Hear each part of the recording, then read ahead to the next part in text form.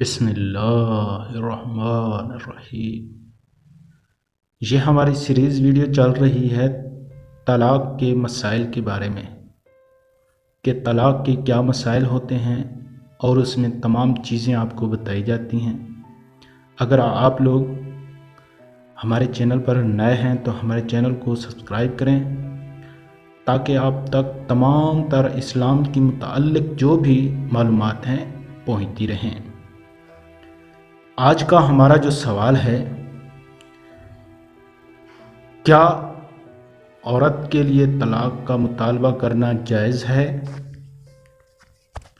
اس کے جواب میں، اگر زوج و زوجہ میں نا اتفاقی رہتی ہے اور یہ اندیشہ ہو کہ احکام شرعیہ کی پابندی نہ کر سکیں گے تو عورت شوہر کے ساتھ خلع کر کے طلاق لے سکتی ہے،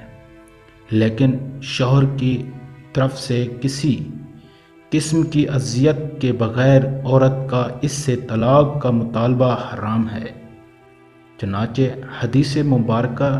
میں ہے، جس عورت نے اپنے شوہر سے بغیر شدید ضرورت کے طلاق کا مطالبہ کیا، اس پر جنت کی خوشبو حرام ہے۔ آج کل عورتیں اعلیٰ قسم کا کھانا نہ ملنے پر،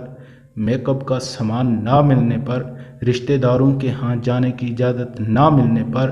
مشترکہ گھر میں جدا کمرہ ملنے کے باوجود علیحدہ گھر کا مطالبہ پورا نہ ہونے پر اور اسی قسم کے دیگر معمولی باتوں پر طلاق کا